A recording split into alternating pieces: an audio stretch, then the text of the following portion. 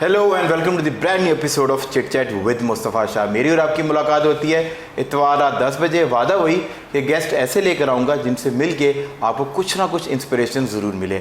आज मेरे स्टूडियोज़ में जो गेस्ट मौजूद हैं डेफिनेटली बड़े ही इंस्पिरेशनल हैं और इनसे मुलाकात करके आपके दिमाग के अंदर एक प्री कंसीव नोशन होता है अबाउट ब्यूरोक्रेट्स, वो डेफिनेटली चेंज होने वाला है। ये बड़े यंग, डायनेमिक और बड़े अपराइट किस्म के पुलिस अफसर हैं। हमारे साथ आज CTO लाहौर साहब मौजूद हैं, doctor Asad sir. Thank you so much for coming in. जैसा मैं आपको पहले बता रहा था कि रवायती बातें थोड़ी हम कम करेंगे, तो मेरे जितने देखने वाले हैं उसमें हाउस वाइफ्स हैं, यंग लोग हैं, और मेरे शो की जो देखने वाले जो मेरे जो फॉलोअर्स हैं वो हमारे जेनेटोरियल स्टाफ, और आपके पास जब मुझे लोग पहचानते हैं आके, जब मेरे घर को प्लम्बर का काम करने आता है, कहते हैं सर वो आप वो है। तो मुझे बड़ी खुशी होती है कि मेरी उनके साथ कनेक्टिविटी है।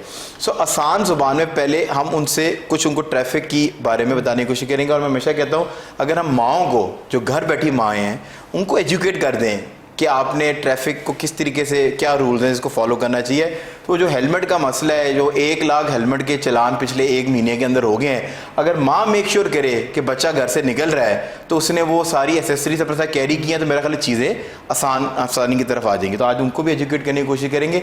पर डॉक्टर साहब सबसे पहले ना ये जानने की कोशिश करेंगे, आपका एजुकेशन बैकग्राउंड मेडिकल में था, तो कैसे आपने डिसाइड किया कि you wanted to become a bureaucrat? और मेडिसिन एक बड़ा नोबल शोबा है, उसमें भी आप जिस तरह अभी आप खिदमत कर रहे हैं उसमें खिदमत के मौके भी थे, तो क्यों डॉक्टरी इतनी हाई लेवल की डिग्री और एक अटमोस्ट डिग्री लेने के बाद फिर आपने CSS का पंगा ले लिया?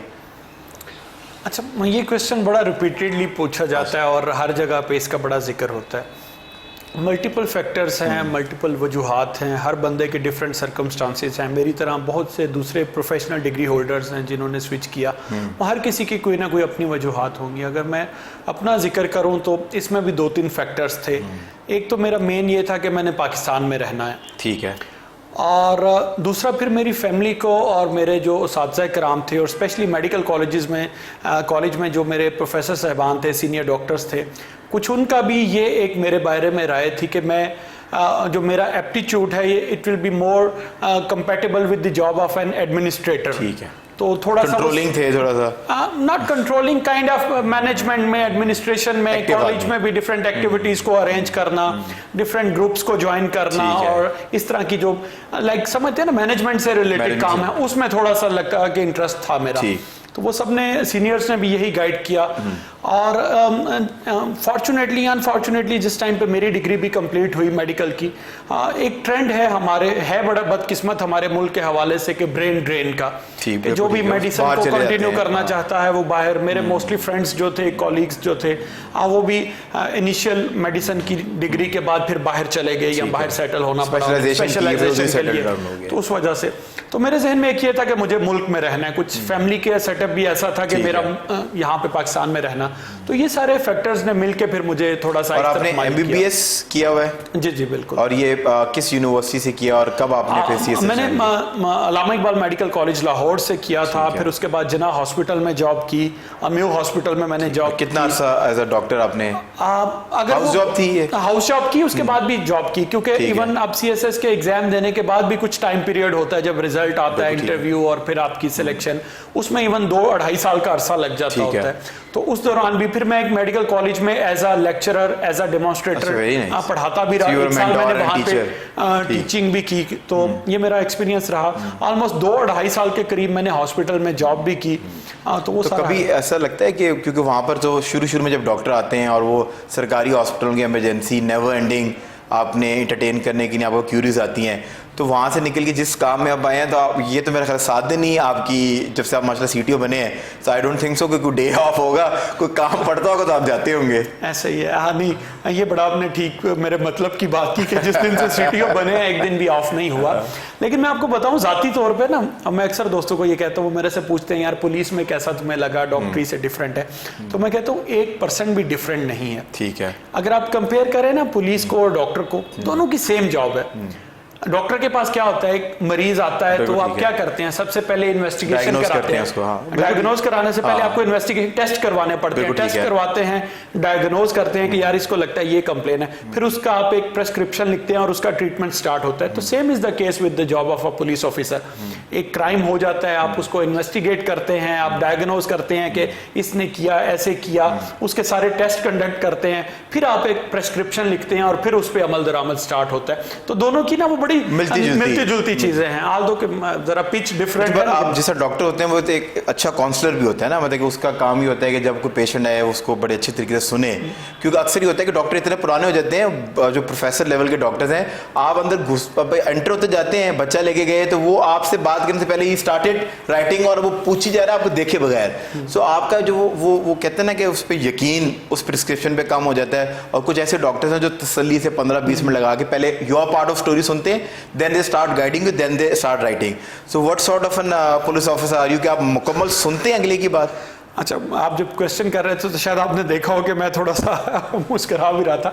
ये बड़ा वैलिड ना, और आपने बड़ा मुझे क्लिक करने वाला वो एक क्वेश्चन पूछा। उसकी वजह यह है कि even during my house job, और जब मैं मेडिकल कॉलेज में था, पढ़ा रहा था या जब जॉब कर रहा था, तो बाकी जो वार्ड्स के डॉक्टर्स भी थे ना, वो मुझे बुलाते थे कि यार तुम्हारी काउंसलिंग बड़ी अच्छी है। You're a people's person। मैं जिना हॉस्पिटल में जॉब कर रहा था मेडिसिन के वार्ड में, तो दूसरे वार्ड वाले कोलीग्स थे ना, तो वो बुला के लेके जाते थे, यार जरा काउंसलिंग कर देना इनकी।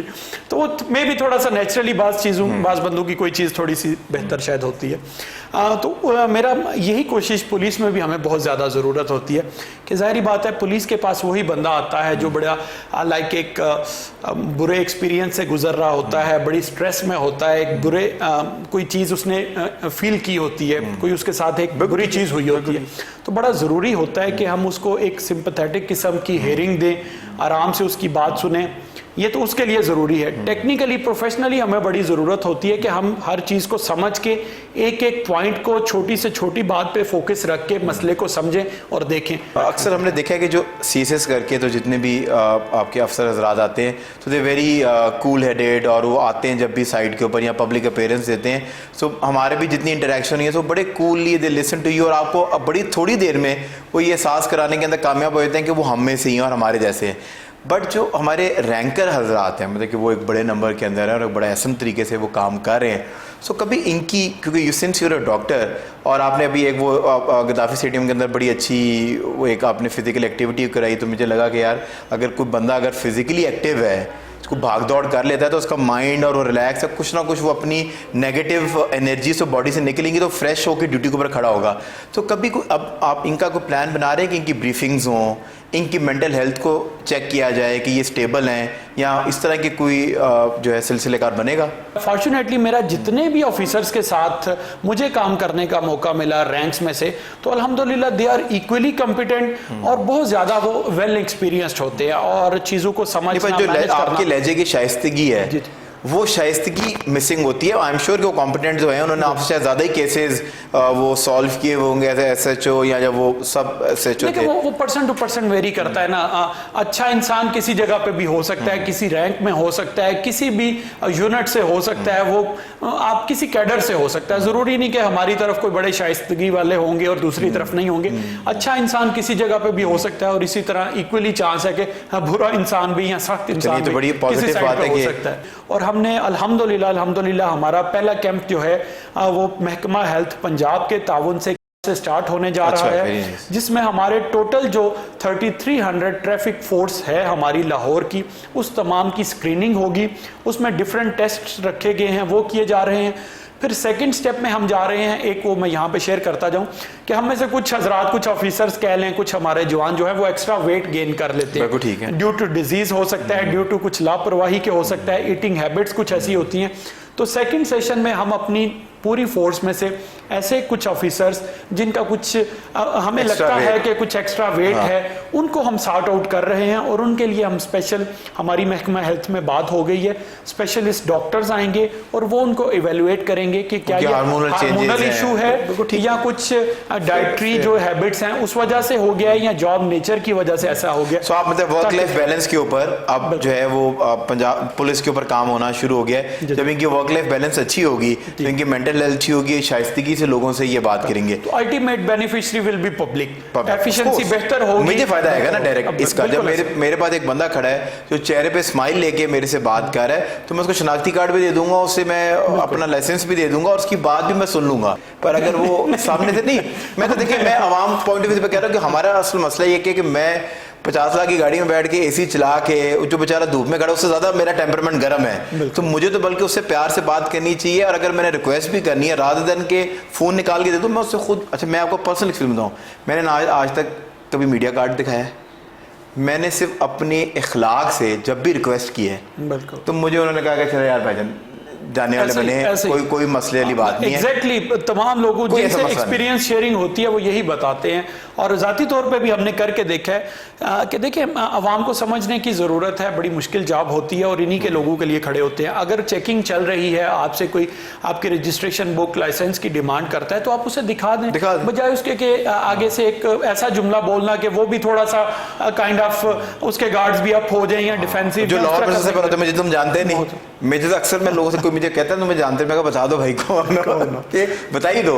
अच्छा, अब जब इनका ये रिजॉल्व होंगे इश्यूज, इनकी जैसे आपका तो कोई डे ऑफ नहीं है, मतलब कि अराउंड द क्लॉक आप 7 दिन हफ्ते में काम कर रहे हैं, इनका कुछ स्केड्यूल है कि ये वीकली इनको ऑफ मिलता है, रिलैक्स मिलता है इनको? देखिए, हमारी कोशिश ये होती है कि हम इंश्योर करें कि वीकली रेस्ट सब नफरी को मिले, तमाम ऑफिसर्स को वीकली रेस्ट एक ज़रूर मिले। उसमें हम 90% तक कामयाब भी हैं अल्हम्दुलिल्लाह से। सिटी ट्रैफिक पुलिस लाहौर जो है कोशिश करती, लेकिन थोड़ा सा प्रॉब्लम अब ये आ रहा है कि लाहौर में चीज़ों का वॉल्यूम इतना बढ़ गया है, ट्रैफिक का, एरियाज का, मूवमेंट्स का, और कुछ बाकी चीजें होती हैं, जैसे 70 लाख गाड़ी होगी, सॉरी 70 लाख गाड़ी होगी कोई जी लाहौर में 15 दिन पहले जी रजिस्टर्ड गाड़ियों की तादाद 70 लाख से तजावज कर चुकी है। और कोई इसमें 35 लाख मोटरसाइकिल होगी? नहीं, उसमें 49 लाख मोटरसाइकिल हैं। तभी मोटरसाइकिल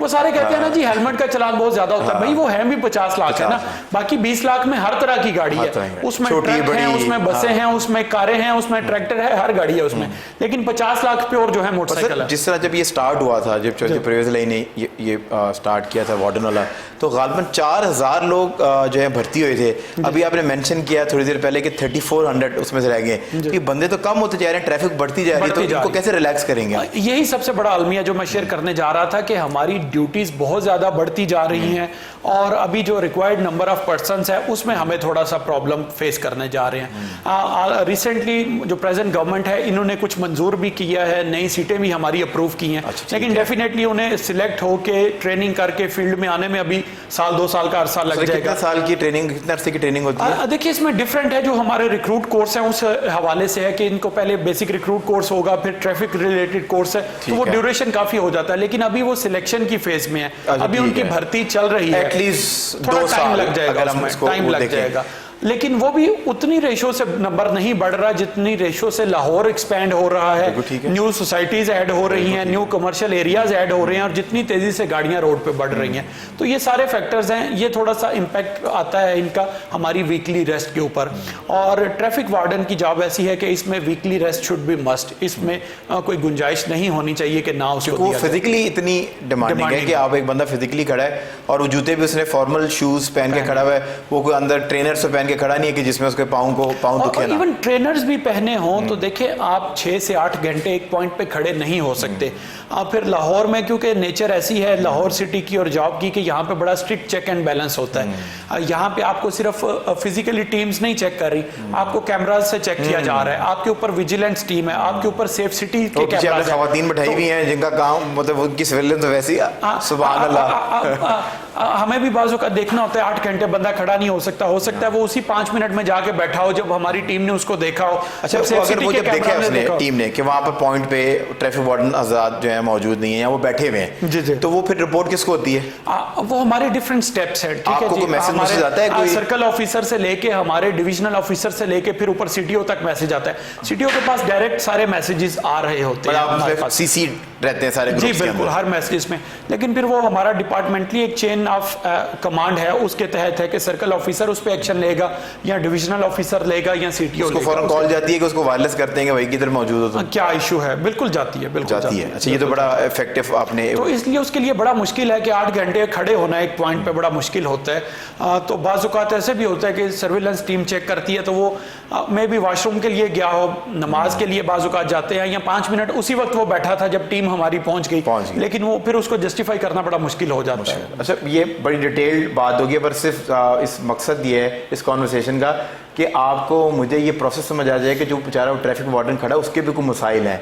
सो सर, अच्छा, एक बड़ी आपने पॉजिटिव बातें, बड़ी अच्छी बात है कि अगर अल्लाह करे ये सारी चेंजेस आ जाएं, क्योंकि मैं हमेशा कहता हूँ पाकिस्तान आर्मी का जो जवान है वो इतना फ्रेश इस वजह से खड़ा होता है क्योंकि उसको फैसिलिटेट किया जाता है। गाड़ी आती है, पॉइंट ए पे ड्रॉप करके जाती है, फिर आती है पॉइंट ए से पॉइंट बी में पहुंचाती है उसको, तभी वो आपको 8 घंटे की ड्यूटी का मतलब है कि उसकी 8 घंटे की ड्यूटी है, छुट्टियाँ वुट्टियाँ सब मिलती हैं। इनके कोई मील्स का भी कोई प्रोसेस होता है कि वो पैसे इनकी सैलरी में ही होते हैं?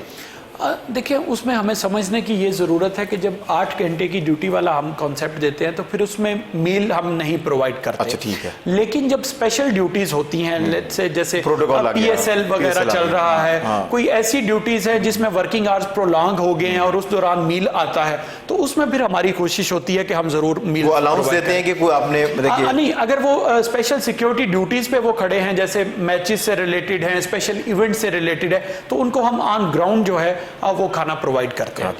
अच्छा सर, मैंने जो देखा है, जब क्योंकि मैंने I was student of journalism, still student of journalism, पर ये जब ट्रैफिक वार्डन हजरात जमा, मतलब कि अभी भर्तियाँ शुरू हुई थी, वो जवान लड़के जो है ना वो बुजुर्ग हो गए हैं, पर उनका करियर प्रोग्रेशन जो है, आई एम नॉट श्योर कि वो पैसे शायद उनके मॉनिटरी बेनिफिट्स उनके बढ़े हों, पर जो रैंक है, जो डेजिग्नेशन है, वो उनकी स्टैटिक है। इसके ऊपर कोई काम हो रहा है कि करियर प्रोग्रेशन के ऊपर इनके? ये एक बड़ा इशू था जो ट्रैफिक वार्डन्स को फेस करना पड़ा अनफॉर्चुनेटली, क्योंकि जब ये इनिशियली भर्ती हुए 2005-06 में, उस वक्त इनका पूरा सर्विस स्ट्रक्चर हम डेवलप ना कर पाए।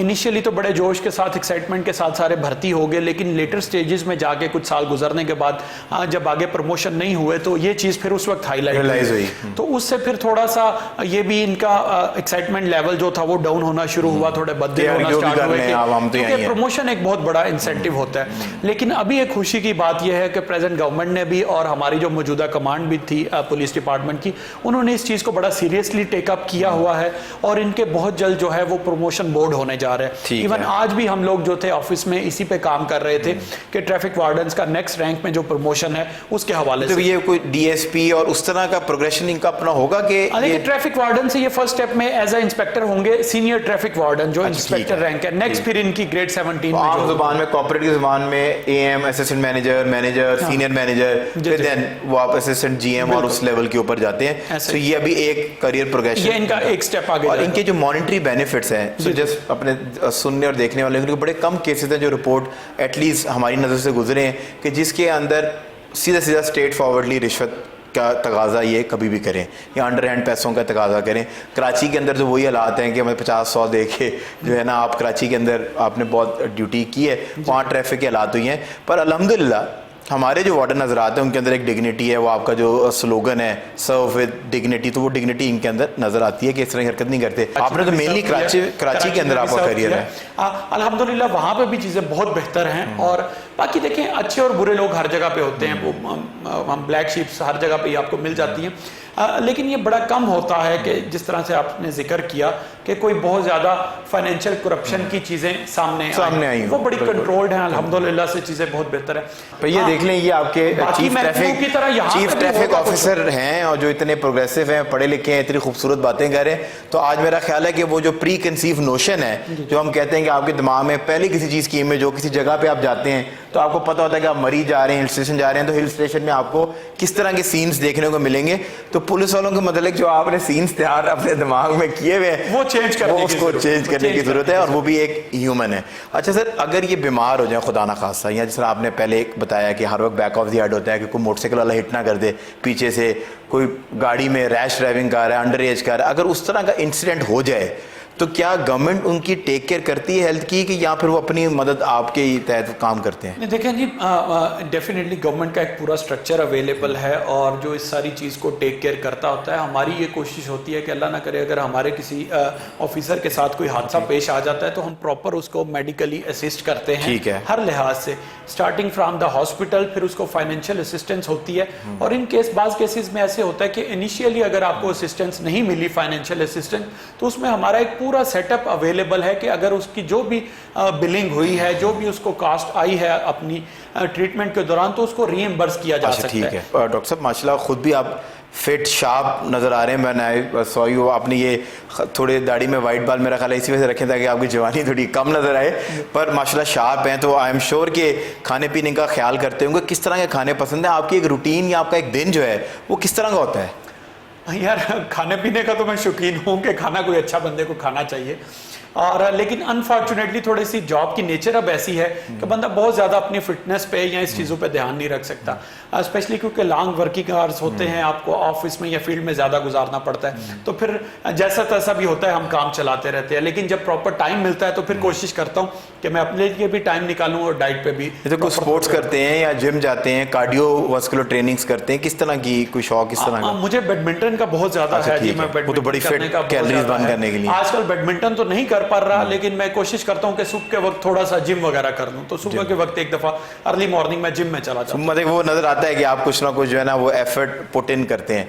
फैमिली लाइफ जो है वो आई एम श्योर कि मतलब कि एक ऐसा बंदा जिसने हमने बताया कि 7 दिन हफ्ते में काम करते हैं, छुट्टी तभी होती है कि किसी शादी बारात पे या कोई गम के मौके पे खुदा ना खासा जाना पड़े, तो घर वाले, बेगम साहबा, बच्चे कोई इस तरह नहीं कहते कि वो कराची में ठीक थे या वो आप DPO ठीक थे, खुशाब में आते जाते तो रहते थे, कम से कम नज़र तो आते थे आप?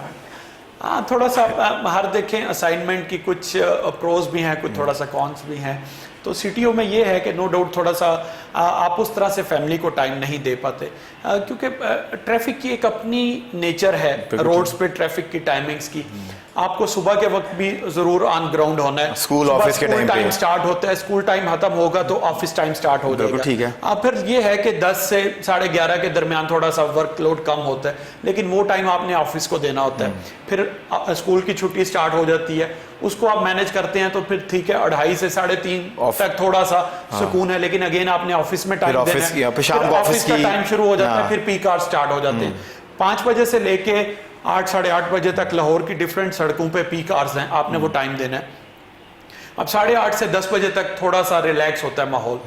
अच्छा, अभी जो एक मतलब कि एक अनफॉर्चुनेट भी है कि मैं अपने, क्योंकि वो जितने मेरे मीडिया वाले भाई हैं, मेरे कोलीग्स हैं, कुछ मेरे क्लास फेलोज भी, हमने इकट्ठे जर्नलिज्म पढ़ी, तो मैं अक्सर उनको कहते रहता हूँ कि यार क्या आज क्या नया ट्रेंड आ गया कि जिसने कैमरा पकड़ लिया, एक तो चले हम साफ़ी हैं ना जिन्होंने, जिनके पास रजिस्टर कार्ड्स हैं और हमने साफत पढ़ी है, एक मेरे भाई वो भी हैं कि जो मोनेटाइजेशन के चक्कर में यूट्यूबर्स जो हैं और पैसे कमाने के चक्कर में हर बंदे ने कैमरा पकड़ा हुआ है और मार रोड के ऊपर जोर है, और आगे आता है ट्रैफिक वाला।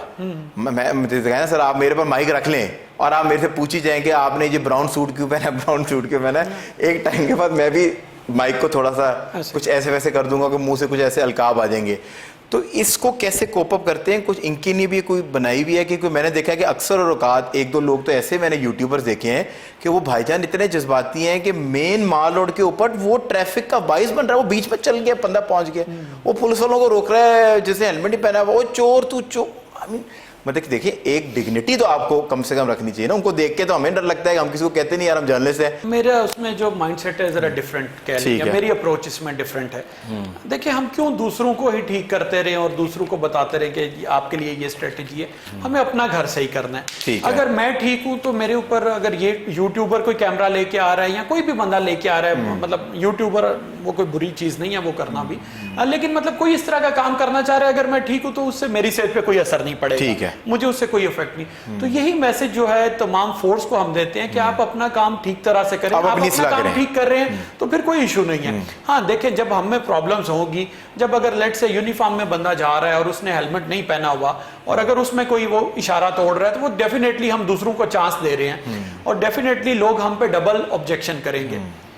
अगर पुलिस वाला ही ठीक है सिग्नल तोड़ेगा तो उसका इम्पैक्ट ज्यादा बुरा जाएगा। वो वाली बात है ना कि जब वो मौलाना साहब जो हैं बालिश दाढ़ी रख के जब कोई वो फांसी का काम करे तो उनके फिर दाढ़ी उनकी उतार के फिर उनको खोते पे से बैठाया जाता है, क्योंकि वो फ्लैग बेरर्स हैं ऑफ दीन, तो वो बुरा लगता है। अच्छा, पर अगर ये वाली बात है और आपके पास जो कैमरेज लगे हुए हैं, पीछे लोग इतने एक्टिव बैठे हैं कि वो ये मॉनिटर करते हैं कि ये कहीं आगे पीछे तो नहीं हो गया पॉइंट से, तो जो ये वन वे है, with all due respect, but ये अक्सर और औकात मैंने भी इसको देखा है कि ट्रैफिक वार्डन ही जो है ना, वो कहता है यार आगे से यू टर्न कौन लेकर आए, वो अपनी बड़ी सी बाइक को जो है ना वो वन वे खींची जा रहा है और वो मतलब कि इशारे पे आना चाह रहा है और उसको लगता है कि यार ये मुझे कोई जो है ना कोई 10 फलांग या 20 फलांग से आना है। तो इनकी भी कोई ब्रीफिंग करके इनको समझाया गया कि आपने वन वे नहीं आना, और अगर आप वन वे आ रहे हो तो हम आपको चलान कर देंगे। इसमें देखें थोड़ी सी मैं रियल फैक्ट आपको बताऊंगा। जो लोग नहीं समझते इस चीज़ को, उन्हें चाहिए इस पे कमेंट ना किया करें। ठीक है। अगर ट्रैफिक एहलकार आप देखते हैं कि वन वे के अगेंस्ट जा रहा है, तो वो डेफिनेटली किसी ड्यूटी के हवाले से जा रहा होता है। हमारी ऑपरेशनली बहुत सारी ऐसी चीज़ें चल रही होती हैं जिस पे दूसरे बंदे को नहीं पता। फॉर एग्जाम्पल मैं मिसाल देता हूँ कि नहर के पुल के ऊपर, नहर की वाली कैनाल रोड के ऊपर आप देख रहे हैं कि वार्डन एक अगर मोटरसाइकिल वन वे लेके आ रहा है, तो उसकी ये नहीं कि वो जरूरी वन वे की वायोलेशन इस वजह से कोई कर रहा था कि यार मुझे आगे से ना आना पड़े। हो सकता है वहां पे ट्रैफिक जैम हो और उसे हमने खुद ही कहा हो कि उस पॉइंट से आप इस पॉइंट पे पहुंचे और वो इसी साइड से आ रहा है। तो इस तरह की ऑब्जेक्शंस फायर ब्रिगेड पे कर देना, एम्बुलेंस वाले पे कर देना, पुलिस वाले पे कर देना। यार आपको नहीं पता कि वो 15 की कॉल पे रिस्पॉन्ड कर रहा है, वो इमरजेंसी पे रिस्पॉन्ड कर रहा है। By law technically they are allowed to do सो।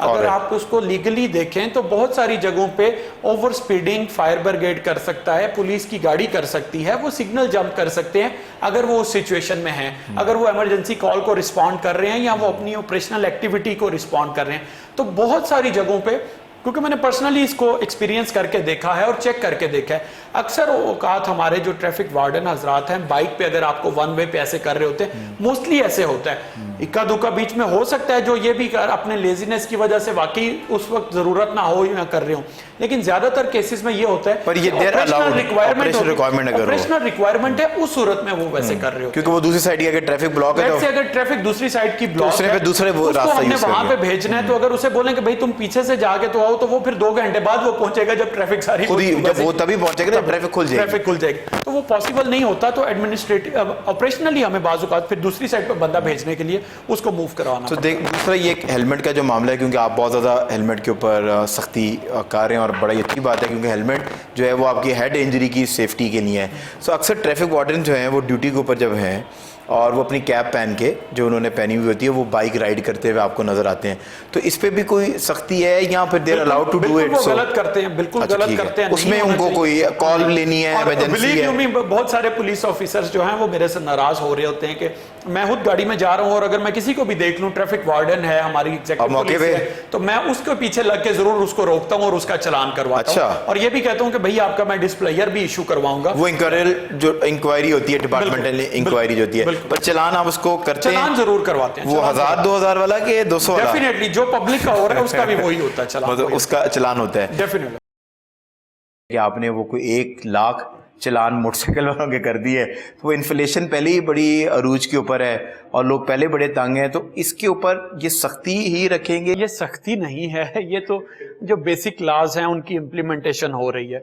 इन बंदों को समझने की ये ज़रूरत है कि इनकी जान से ज़्यादा जो है वो कोई इन्फ्लेशन नहीं है और जान से ज़्यादा प्यारी कोई चीज़ नहीं है।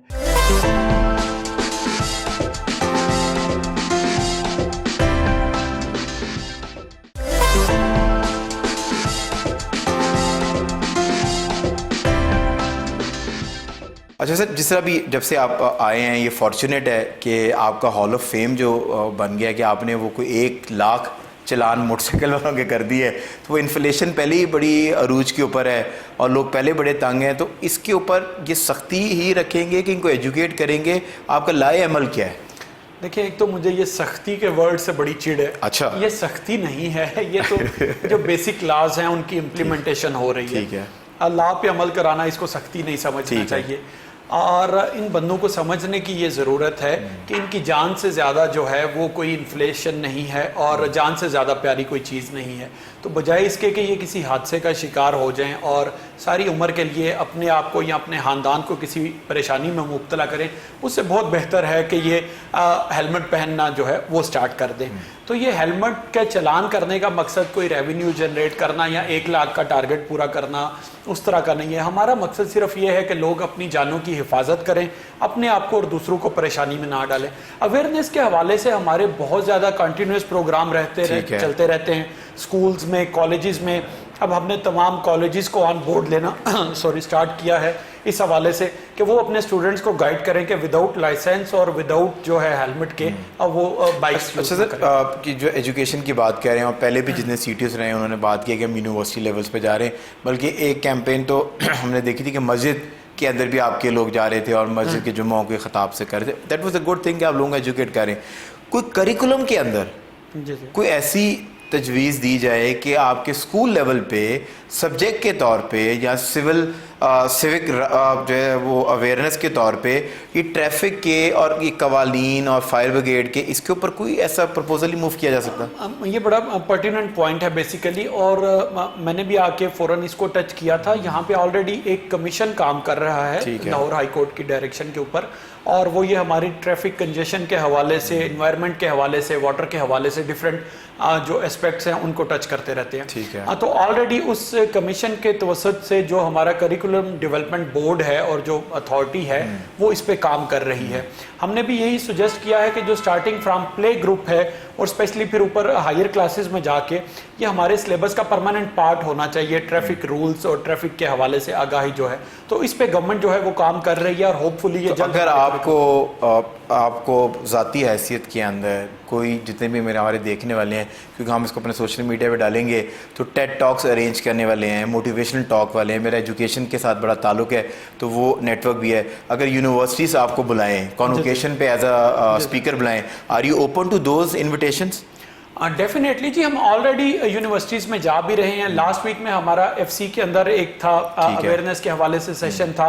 फातिमा जिन्ना मेडिकल कॉलेजेस में या हर तमाम कॉलेजेस में पार्टिसिपेट करें, मैं खुद भी पार्टिसिपेट करता हूँ और वहाँ पे जाके हम अवेयरनेस भी देते हैं। हम अपनी टीम को लेके जाते हैं और वहाँ पे हम बड़ी अच्छी फैसिलिटी भी बाज़-औक़ात साथ लेके जाते हैं कि अगर जो 18 प्लस लोग हैं अपने लाइसेंस बनवाना चाहें तो हम उन्हें मोबाइल फैसिलिटी स्कूल में और यूनिवर्सिटी के अंदर बन जाते हैं। अच्छा, कुछ आपकी कैंपेन्स हैं जो मैं देख रहा था, इसके ऊपर ना इन वन लाइन अगर आप इसको डिफाइन कर दें, फिर अभी आपका एंटरटेनमेंट वाला सेगमेंट हम शुरू करने लगे हैं। सर, हेलमेट कैंपेन जो है ये इन अ नटशेल क्या है? और क्योंकि जितनी मैं स्पेशली उनको टारगेट कर रहा हूँ जो मेरी हाउसवाइफ्स हैं जो हमें इस टाइम पे देख रही हैं शो को, तो उनको ज़रा एजुकेट करते हैं तो वो अपने जो माँ के लाल है ना, जो बार वन व्हीलिंग और पता नहीं वो कौन शहरी गुज्जर बना हुआ है, पता नहीं क्या बन के घूमता है, तो माएँ अगर एजुकेट करते हैं उनके लिए ये हेलमेट कैंपेन क्या और हेलमेट की क्या इंपॉर्टेंस है?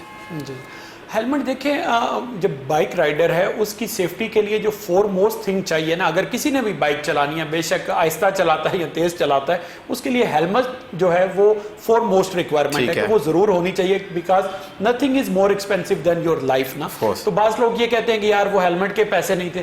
भाई आपने 25, 30, 50 हज़ार या 1 लाख रुपए की बाइक ली है तो 1000, 1500 जितने का भी एक हेलमेट मिलता है वो भी ले लें, क्योंकि अगर जब आप गिरेंगे तो रोड ये नहीं देखेगी कि आप गरीब हैं या अमीर हैं, वो आपके सर को उसी तरह मैं तो सिर्फ ये कहता हूँ क्योंकि मैं खुद सुपर बाइक्स का बड़ा शौक है तो राइडर हूँ, सो हम तो बड़े महंगे वाले हेलमेट लेते हैं, क्योंकि अगर आपका बाजू खुदा टूट जाए, टांग टूट जाए, ये रिकवर हो जाती है।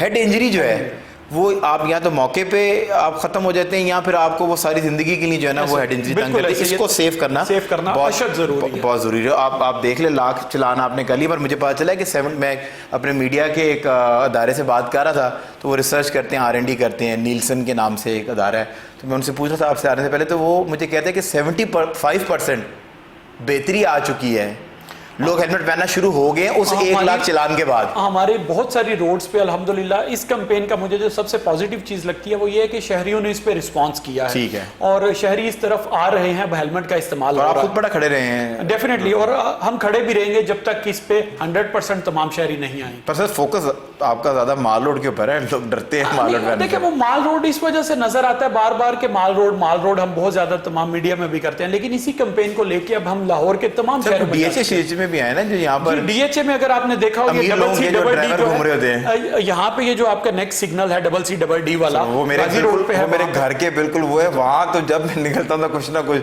वहाँ आपके बंदे खड़े होते हैं, वो दरख्त के नीचे जो है ना। हमने स्पेशल टीम्स लगाई हुई हैं। अब उसके बाद स्पेशल टीम्स हमारी लगी हैं और हमारे तमाम एरियाज पे। बाकी देखें, बात वहीं पे आ जाती है कि रोड्स इतनी हो गई हैं, ह्यूमन रिसोर्स की एक कैपेसिटी है, वो तो आपने तो उस लिहाज से। सर ये जो एक जो नई कैंपेन आप लोगों ने शुरू की है, क्लाइंबिंग टायर कैंपेन, कि जहाँ पर मैंने गलत गाड़ी लगाई आप आके उसको एक ऐसा ताला लगा देते हैं कि जब तक मैं उसका वो फाइन पे नहीं करूंगा मेरी गाड़ी वहां स्टक होगी। बिल्कुल ऐसे ही है। ये क्या, इसका क्या पर्पस है और ये किस तरीके से ट्रैफिक कंजेशन की बड़ी वजह एक रॉन्ग पार्किंग है, उससे ट्रैफिक फ्लो में बड़ी डिस्टर्बेंस आती थी। हमारे लिफ्टर्स जो हैं वो होते हैं जो रॉन्ग पार्क व्हीकल्स हैं उनके लिए, लेकिन उनकी कैपेसिटी डेफिनेटली लिमिटेड है।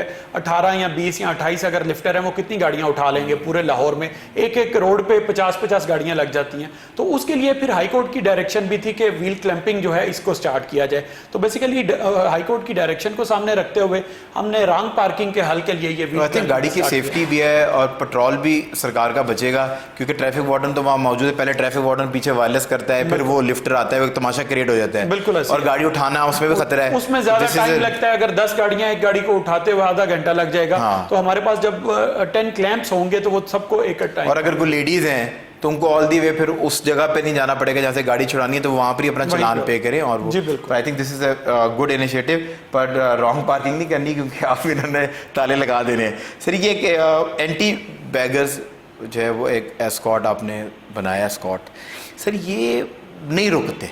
आप यकीन करेंगे, मुझे एतराज़ नहीं है कि हम सबको, हम मुसलमान नेशन है, हमें सदका ज़कात और ठीक है आपका हक़ है कि लोगों को दे, पर ये तो लिटरली अगर आप फ़ोन पे कुछ चीज़ है कर रहे हैं या आप फ़ोन पे बात कर रहे हैं, आपने एयरपॉड लगाए हुए हैं, तो ये लिटरली आके इस तरह वो आपके कांच को बजाते हैं कि आप डर जाते हैं एक मिनट की नहीं कि यार ये क्या हो रहा है। तो ये कितना कामयाब सर रहा है 1 महीने के अंदर, और आपने क्या प्लानिंग की है? देखिए, इन सारी चीज़ों की कामयाबी तभी होगी जब हमें अवाम की तरफ से इसमें भरपूर किस्म की पार्टिसिपेशन होगी।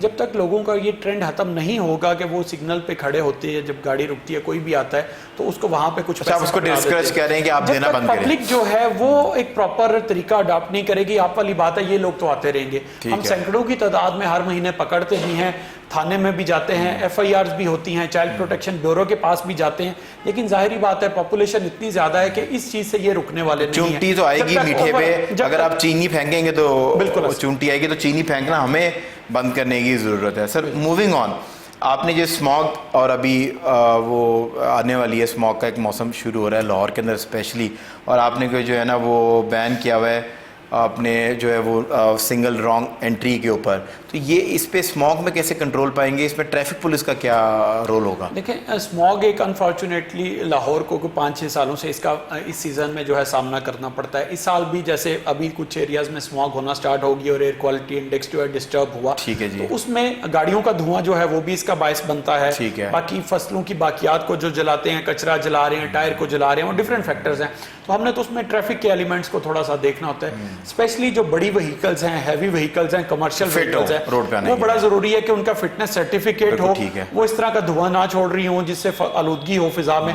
तो इस चीज को चेक अच्छा, अगर मैं जा रहा हूँ हाईवे पे या मैं लाहौर में किसी रोड पे और मैंने ऐसी गाड़ी देखी है, ऐसा चिंगची रिक्शा देखा है जो पीछे तबाही फेर है, ऐसा कोई नंबर है जहाँ पर कॉल करके हम या उसकी तस्वीर किसी व्हाट्सएप कर दें कि जी ये गाड़ी देख लें? जी, हमारा एक तो उसका फौरन आप 15 पे कॉल कर सकते हैं। अच्छा ठीक है। अगर उस पे नहीं है तो हमारा एक व्हाट्सएप डेडिकेटेड नंबर है, उसके ऊपर आप उस गाड़ी का नंबर और अगर पिक्चर शेयर कर दें या छोटी सी वीडियो शेयर कर देते हैं तो वो हमारा यूनिट जो है वो फौरन उस पर वो नंबर हम जो है स्क्रीन पे डाल देते हैं ताकि उस पर लोग आपको रब्ता करें। चाहिए डिजिटल चालान जो है इसने बड़ी हवा पकड़ी हुई है, और कुछ ट्रैफिक वार्डन्स के ऊपर इल्ज़ाम ये भी लगाया जा रहा है कि वहाँ पर किसी एक स्टॉल सा बनवा देते हैं कि जाके वहाँ से जाके अपना चालान छुड़वा लो, और वो बंदा कुछ जो है ना अगर 200 का चालान है तो 50 रुपये ले रहा है, कुछ 2000 रुपये का चालान है तो उस पर कमीशन ले रहा है, और कहा यह जा रहा है कि वो ट्रैफिक वाला जो है उसमें से कुछ 10-20% जो है वो खुद भी कमीशन चार्ज कर रहा है। इस पर थोड़ा सा बताएं कि ये क्या चीज़ हो रही है? इस कॉन्सेप्ट को ना समझने की ज़रूरत है। लोग वही फिर सुनी सुनाई बात पे यकीन कर लेते हैं।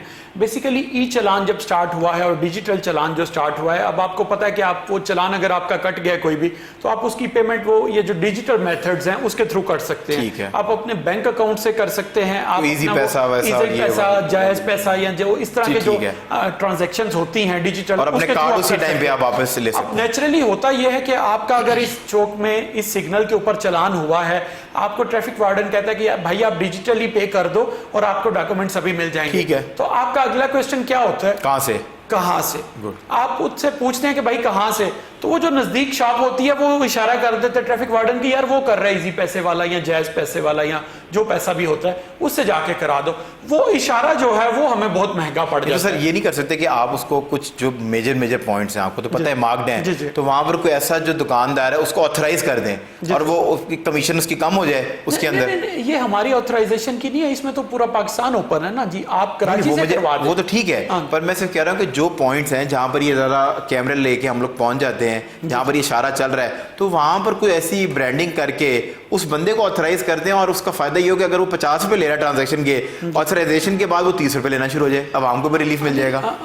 मैं जाती तौर पे समझता हूँ हाँ इस पे वर्क किया जा सकता है, लेकिन मैं जाती तौर पे समझ रहा हूँ लेट से वहाँ पे एक थर्ड पार्टी बैठी है, किसी का जनरल स्टोर है, वो ये इजी पैसा या डिजिटल ट्रांजैक्शन करता है, तो ये उसकी अपनी चॉइस है, वो 5 रुपए लेता है या 10 रुपए लेता है या 50 रुपए लेता है, वो थर्ड पार्टी है ना, उसका हमारे साथ कंसर्न कोई नहीं है। वो 100 रुपया ले ले, वो तो लेने और देने वाले केसेस आपको रिपोर्ट हुए और आपने इसको चेक किया? जी बिल्कुल, मेरे पास पहले भी एक दो इस तरह की खबरें पहुंची हैं या काइंड ऑफ कंप्लेन का वर्ड यूज कर लें, लेकिन देखिए वो थर्ड पार्टी है, हमें उससे कोई कंसर्न नहीं है।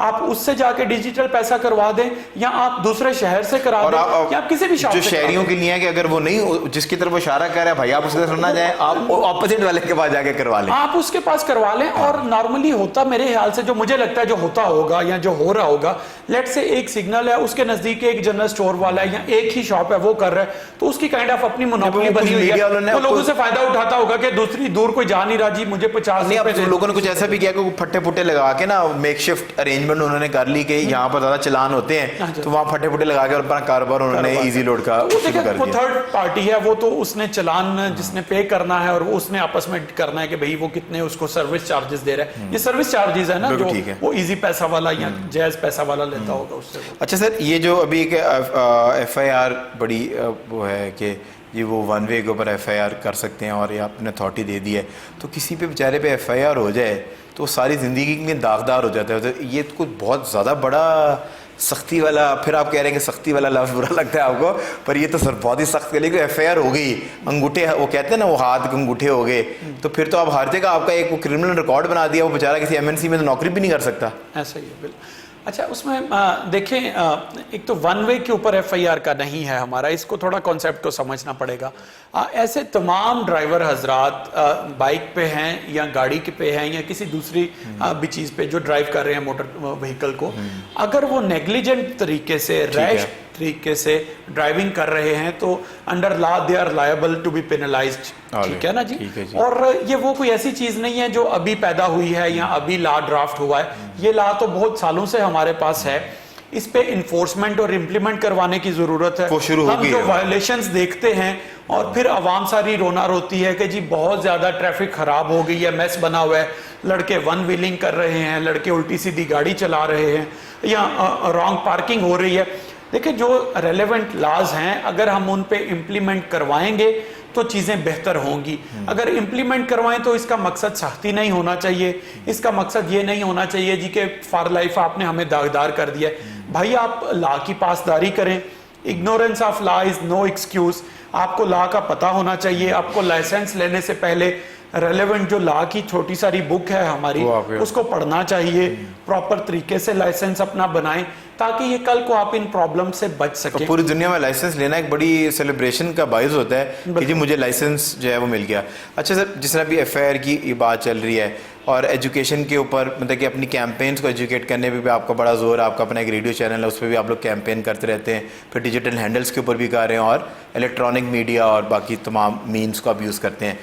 तो जितनी प्राइवेट सेक्टर यूनिवर्सिटीज़ हैं, अभी आपने कहा कि जी क्या वो कंप्लेन आती है कि लड़का बहुत रैश ड्राइविंग कर रहा है, ये तो ज़रा वो प्राइवेट अदारों वाले बच्चों के शशके हैं ना कि गाड़ियों को घुमाना, और ये डिफेंस में जहाँ हम बैठे हुए अभी रिकॉर्डिंग कर रहे हैं तो अक्सर यहाँ पर ऐसे पॉइंट्स हैं जहाँ पर वो गाड़ियाँ 360 के एंगल पे घुमाते हैं। तो इनको एजुकेट करने के लिए मतलब एक तो ये है ना कि आप डंडे से, और ये तो वो है कि जो बड़ी बड़ी गाड़ियों के ऊपर लड़के घूम रहे हैं बेचारे, ट्रैफिक वार्डन उनको हाथ डालते हुए भी 10 बार सोचता है कि यार कहीं मेरे गले ही ना पड़ जाए। तो इन पॉइंट्स पे कभी आप जैसा जो है वो अफसर खुद खड़ा होके चीज़ों को देखे, और इनकी जो यूनिवर्सिटीज़ हैं, जिस तरह मतलब कि आपकी प्राइवेट यूनिवर्सिटीज़ इतनी ज़्यादा, इनके अंदर कभी जाके इनको एजुकेट करने का कोई इरादा है सर? देखिए, हमने टारगेट किया है जितनी भी बड़ी यूनिवर्सिटीज़ या कॉलेजेस हैं, इररिस्पेक्टिव ऑफ द फैक्ट कि वो प्राइवेट सेक्टर से हैं या पब्लिक सेक्टर से, पर वो आपके साथ ताउन कर रहे हैं। जी, मैं उस पर ही आता हूँ। हमने नंबर ऑफ स्टूडेंट्स को देखा है कि जिनके पास नंबर ऑफ स्टूडेंट्स ज्यादा है वो हमारे लिए वो बड़े हैं।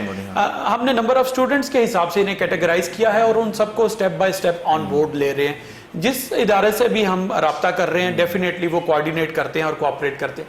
लेकिन मैं आपको रियलिटी में एक चीज बताऊं, चेंज, परमानेंट चेंज उस सूरत में आएगा जब ये सारी चीजें हमारे घर से स्टार्ट होंगी। मैं तो पहले कह रहा हूं कि जैसे जो पहला पॉइंट था आपका कि जब वालदा देखेगी कि बच्चे को मेरा बच्चा 18 साल से छोटा है, मैं इसको बाइक ना दूं, मैं इसको गाड़ी को हाथ लगाने मत दूं, इसका लाइसेंस नहीं बना, मैं इसको किसी सूरत गाड़ी ना चलाने दूं। देखिए, जो कंट्रोल घर से किया जा सकता है, अगर आप 3,000 की बजाय 13,000 भी पुलिस वाले कर दें, ट्रैफिक वाले कर दें, वो नहीं हो पाएगा। क्योंकि हम 1.5 करोड़ की आबादी की बात कर रहे हैं, हम 70 लाख गाड़ियों की बात कर रहे हैं, तो इनको कंट्रोल घर से किया जा सकता है, ना कि डंडे के जोर पे, ना कि FIR के डर से, ना कि चालान के डर से। हाँ, टेम्परेरी थोड़े अरसे के लिए थोड़े स्पेसिफिक एरिया में चेंज लाया जा सकता है, लेकिन वो डर की वजह से होगा और वो टेम्परेरी होगा।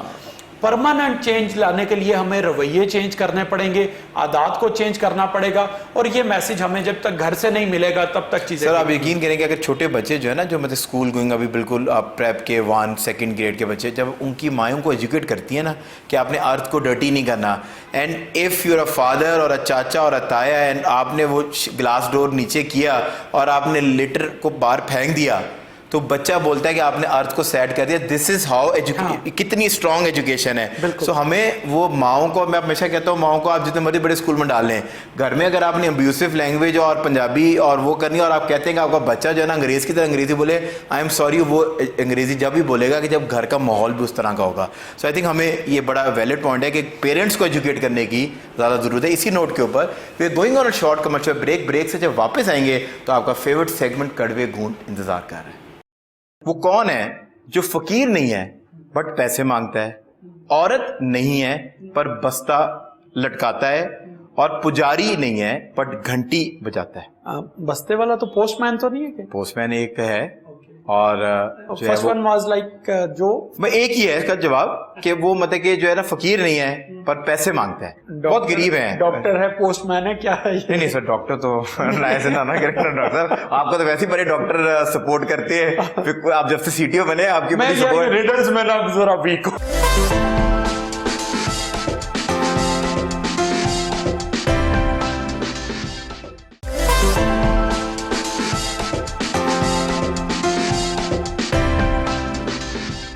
Welcome back from the break. We still in conversation with doctor Asad, chief traffic officer Lahore. और सर, जिस तरह अब आपके साथ हमने एस्प्रेसो शॉट प्लेस कर दी है, तो ये टाइम आ गया है कड़वे घूंट का। मैं आपको इसके असूल बताता जाऊं कि अगर आपको, आप तो अकेले ही हैं, बना तो हम बजर भी भिजवाते हैं, वो मुंह से भिजवाते हैं कुकड़ू को, वो तो नहीं होने वाला क्योंकि आपके साथ जो है ना हमने किसी को नहीं बिठाया हुआ।